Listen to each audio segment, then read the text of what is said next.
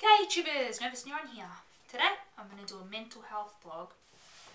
Anyway, today I wanted to talk about how my social anxiety disorder symptoms affect my daily life basically, and also I guess how they don't affect my life, or why it's not so bad and what am I doing about it.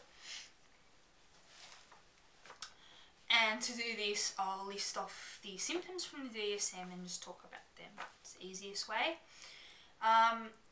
But before that, I didn't know whether to talk about the avoidant personality disorder symptoms or the social anxiety symptoms, so I went to look up what's the difference, and there isn't that much really. I mean, I personally don't get it myself, whatever. Basically, what I understand is avoidant personality disorder seems to have a greater disability. Social anxiety is more about the bodily effects of anxiety, you know, like blushing from embarrassment, heart racing from anxiety, blah blah. And those with social anxiety disorder know that their thoughts are irrational, whereas those with avoidant personality disorder don't know their thoughts are irrational. Well, I don't know for myself. I'm not a psychiatrist, obviously. I'm just going to talk about the avoidant personality disorder symptoms because they're just more clearer and I can discuss those a lot easier. Whereas the social anxiety ones is more of like general things. Also, I don't know if I know my thoughts are irrational or not. I know some are for sure irrational, and also it depends on my mood as well, because I have depressive episodes and mood changes. Sometimes I think I'm an alright person, sometimes I think I'm an absolute terrible person, but I guess the biggest theme is I'm just not good enough. And this could be a whole nother video of why that is. Let's talk about the symptoms or the diagnostic criteria. There's 7 of them, and to be diagnosed with avoidant personality disorder you must have 4 of them. Blah blah. So sit back and relax. Okay. Number 1 is avoid occupational activities that involve significant interpersonal contact because of fears of criticism, disapproval, or rejection. Okay. Hell yeah.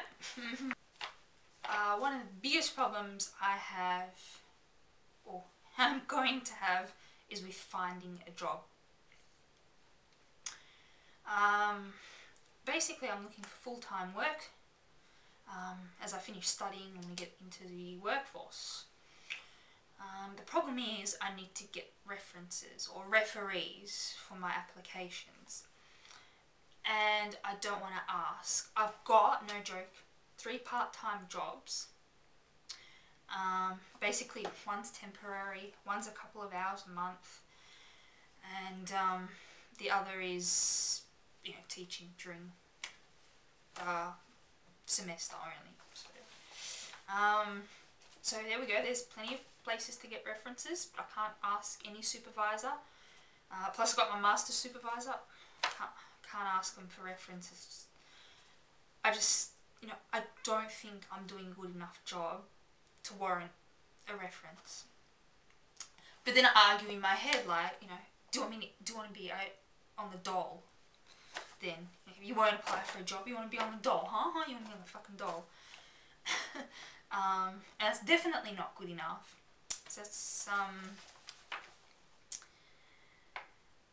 so criticism, I'm fine with criticism, behavioural criticism, like for example, yesterday you did this behaviour and there was a problem with it because of that, and then I say, oh, okay, I can fix that.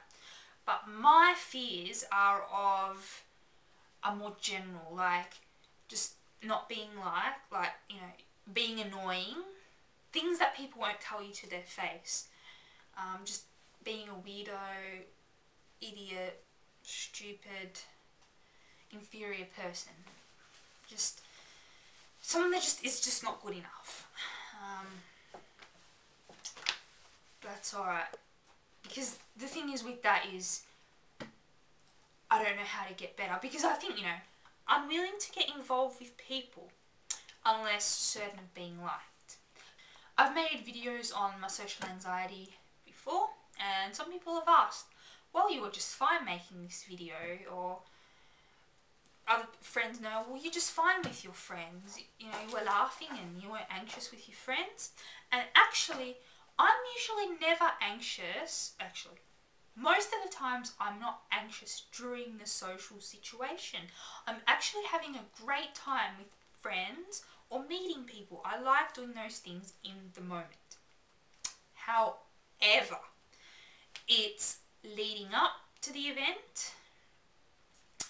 If I can avoid it. And then after, I get intrusive thoughts. What did I say? Like, I'll think about, like, I said something like a joke, for example, and they didn't laugh, and this will go over in my head. Oh, that was a stupid joke. Why did I say? I ruined it. And it just cycle in my head like that. So I don't get my anxiety during the social situation. It's before and after. And friends are fine. If I've got friends with me, they like me, it's fine. It's about the they're gonna hate me or something. So the third one is shows restraint within intimate relationships because of fear of being shunned or ridiculed. My reply to that is, what intimate relationships? Seriously, there. I've got some good friends, but even then, I never initiate contact with them, and it's, when it comes to friends, I'm not worried about rejection or shun or ridicule. It's more that I'm being annoying or something like that. And even just, I don't know, like, what to do. Like, is it so hard to just ask them, hey, you want to go for a coffee?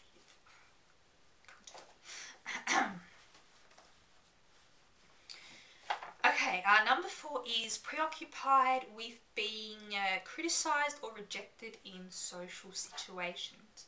I wouldn't use the words criticised or rejected. However, perhaps making a fool of myself, making other people uncomfortable, whatever. As I said for number 2, this doesn't actually occur during the social situation. However, after, I get intrusive thoughts about something stupid. For example, I just started seeing a psychologist, and the conversation got to suicide, and then I was saying, well, no, my plan on suicide is basically, if I'm going to kill myself, I'm going to basically cut my own heart out. And then she kind of like half laughed, like, during saying that and doing it, it was alright. Then after, just as I walked out of the session, that just repeated over and over in my head. Why did you say that? That was such a stupid thing to say. That made you look like a freak. That's like she probably didn't know if that was a joke or you're being serious. Like, the way you said it was like a joke. It's not funny. Suicide is serious. And I'm like, but that's really what I think. If I'm in enough, is inhibited in new interpersonal situations because of feelings of inadequacy. Not really. It depends. Sometimes it happens, but I think to a normal degree. Keep in mind that we are all socially anxious people. Social anxiety is normal. We're social creatures and basically sociopaths if we're not worrying about how our behaviour impacts other people. However, social anxiety disorder, AVPD, it's gone to such an extreme that it takes over our lives and impairs our functioning. You know, so we all think of like, oh, I better not say that. I won't take this social risk because I'll be stupid. So here, it's again, I won't sort of apply for jobs or, you know, push myself or sell myself because I'm feeling inadequate. But not in terms of just socialising with people, as in like having fun with new people. As I've said it a million times, it's before and after that's a problem. Number 6 is views self as socially inept, personally unappealing, or inferior to others. Now, I feel these words describe me more than fear of rejection, disapproval, and criticism. Because, for example, socially inept. The thing is, okay, I've said it again, I can make a whole nother video of why I may or may not be socially inept. Like, first of all, how do you define someone who's socially inept? A lot of the applications when you're applying for a job ask for excellent interpersonal skills. I have so much difficulty answering this because the thing is, I've got some good interpersonal skills. For example, I don't start drama. I don't sort of like start gossip or do cliquey behaviour. I like to make people feel welcome and involved, and that's just, you know, not to make myself feel better or look better. I suppose because I think I'm so inferior to everyone else. Everyone else should be made to feel superior. I don't know, but you know, I don't consider myself an asshole or a mean person. So there, I would say that's good interpersonal skills. However, I consider myself socially inept, as in socially awkward. You know, not all the time. Weird, eccentric, perhaps something that people can't put a finger on, like, of why I'm so strange. I just am. And I've asked people, you know, what's wrong with me? You know, they do agree that I'm an eccentric person, but they can't explain it. And this is where a lot of people have told me I've got Asperger's disorder. And I don't like to comment on that because a psychiatrist... Now, I don't like to comment on that because doctor hasn't diagnosed me. As for self-diagnosis,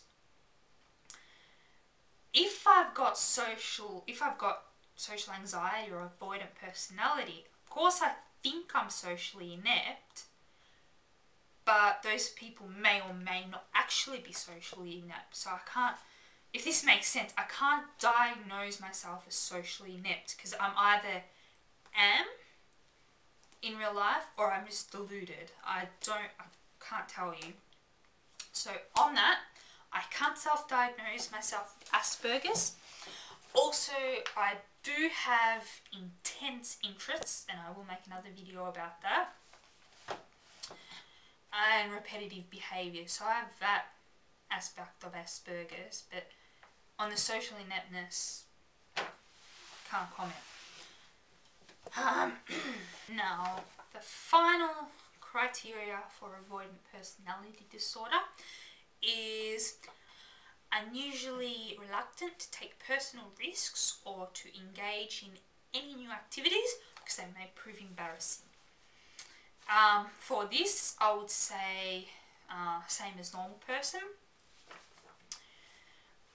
But it depends. It's sort of the same as number 5 to me. So perhaps I'm afraid to take academic or work risks. And I'm actually downgrading from PhD to Masters, because I don't think I can compete in academia, basically. Perhaps later. And the thing is, I don't always have these symptoms, and this is probably why a lot of friends, perhaps, I don't know, think there's nothing wrong with me in the anxiety department. I don't know, I haven't really discussed this with many of them, to be honest. Because basically, if I'm feeling alright, I think I am good enough, or at least average. And then what happens, also as I'm getting better, I think about this whole, I'm not good enough, you know, I'm stupid and things like that. I think, well, okay, stop fucking sitting around crying about it. Do it better. That's it from me. If you have any questions, please ask. Probably make future videos on this topic. Also, as a disclaimer, please note that I'm only speaking from my experience. When I watch other people's videos, when they're describing their experiences, some people comment things like, not all people with avoidant personality disorder are like that, or you make people with social anxiety look like blah blah blah. So, as a note, I don't speak for everyone with social anxiety or avoidant personality disorder or any mental illness. And also, I want to bring awareness to these diseases, basically because I think this is one of these conditions that are self-fulfilling prophecies. If you think you're socially inept, you make yourself socially inept. If you're so afraid of rejection, that's going to cause rejection, because you'll start avoiding people and they're not going to like that. They're going to reject you based on the avoidant behaviour. That's what I've experienced. If I literally write down instances of disapproval, criticism or rejection, it's usually got to do with avoidant behaviour. And of course this is criticism at work or where it matters. Of course not on YouTube or what high school girls think of me. Because ironically, those kind of criticisms don't bother me as much. Alright, that's it. Thanks for listening. Catch you guys later.